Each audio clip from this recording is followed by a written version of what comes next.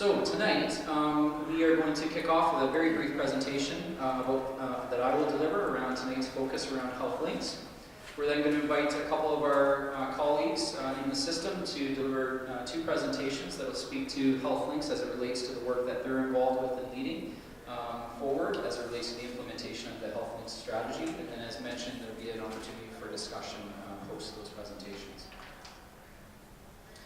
So, tonight's focus is around health links. Can I just get a show of hands who has heard the word health links and who might know what health links is all about? Hands up. It's not bad. About 50% of the room covered there. That's great. So health links is really an opportunity for healthcare providers in the healthcare system and other providers who are not necessarily healthcare based to actually work better together in meeting the needs of people across our LHIN area.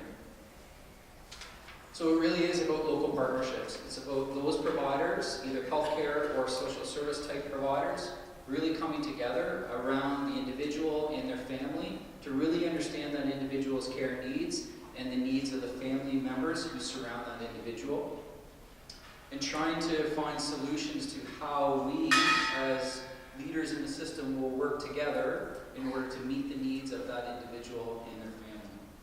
So the second bullet point is extremely important. It really does center around the patient.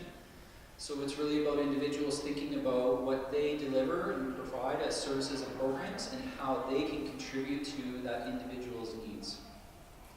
From a strategy standpoint, this is a provincial initiative, so it is sponsored by the Ministry of Health and Long-Term Care with the collaboration of the 14 LHINs across the province. And so it is being applied as a provincial solution, but being driven and designed from a local perspective. And I think that's an important distinction to make around how Health Links is unfolding in the province of Ontario. So why implement a health link? Hopefully people at this point in time, based on your previous knowledge of health links as well as even what we shared briefly this evening, would have an appreciation for why we want to implement a health link.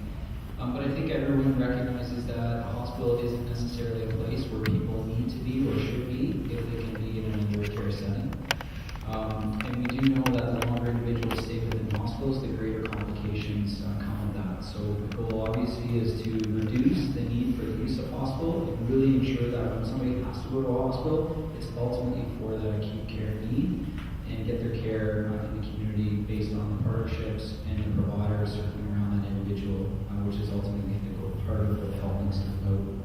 So it is around the right people in the right place at the right time.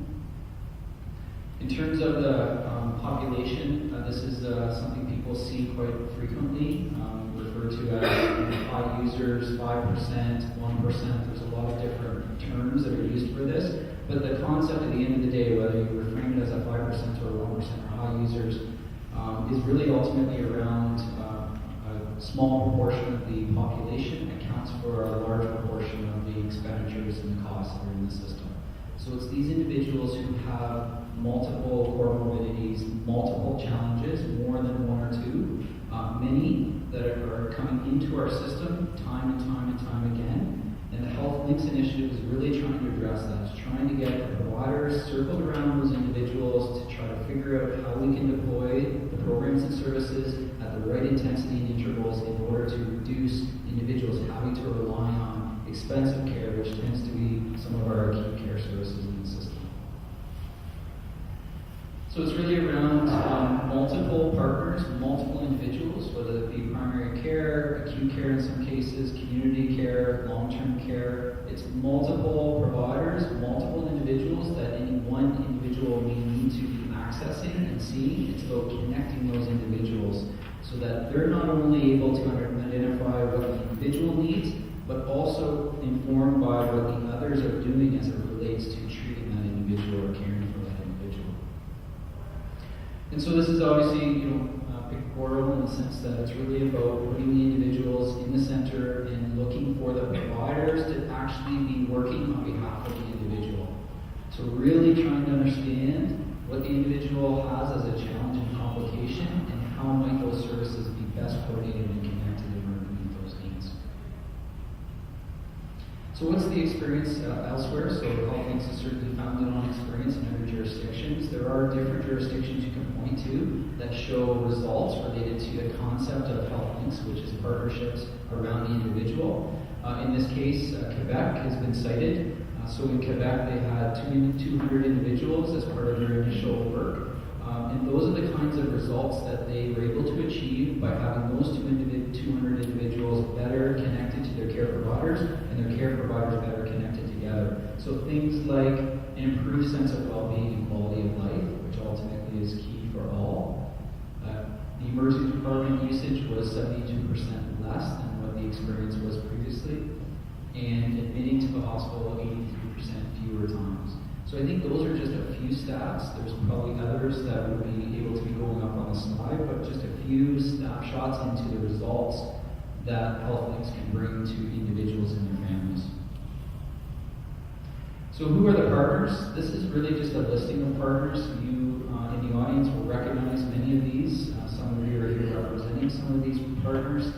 There may be others. And as mentioned, it's not just healthcare providers. It's also providers in the social system, because we know that so many components of what an individual's well-being and health is related to other parts of our system and our society, not necessarily healthcare driven. So these are examples of partners that would be working together to make the connections for individuals and their families. So this one's a little tougher to see in terms of the graphic, but essentially these are our health links across the Southwest LHIN. So you can see there we have a total of 6 health links, and they're at different stages of their development and evolution. So for example, here in Perth Health Link was our first health link up and going, and they're in their implementation stage.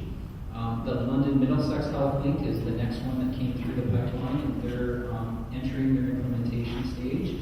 And then the other health links you can see there, North Grey Bruce, South Grey Bruce, Oxford, and Elgin, are all at their different stages. So business cases are in, partners are assembled, and now we need to move forward with those health links in terms of towards implementation. So essentially at the end of the day, when all are in implementation function, there will be 6 health links covering the entire geography of the Southwest. So how will health links improve health? So this is really obviously looking at the continuum around how people are experiencing and the kind of needs that they have. Clearly, one of the key areas of focus is trying to ensure that people are getting the care that they need and deserve, therefore reducing the reliance on acute care system and the emergency care system that we currently experience. Looking at individuals and their care plans. So not looking at cohorts of people, but actually thinking about the individual and their family and trying to figure out what's the right care plan for that individual and their family, and how do we ensure we get the services to connect to that individual's care plan. Sharing information is going to be critical, because when you have that many providers involved, the flow of information is essential in order for providers to know who's doing what as it relates to that individual's care plan. So making sure that information flows is critical, as well as implementing the care plan itself using existing resources.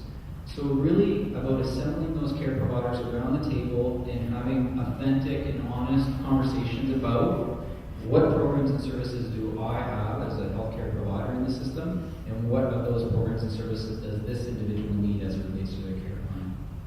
And last but not least, obviously there are going to be challenges, there are going to be barriers. I don't think any of us suggest that this is a seamless implementation and transition. So it's about identifying those and putting them on the table and trying to figure out the solutions to those barriers. And I think that's where the Southwest LHIN comes into play in helping the healthcare providers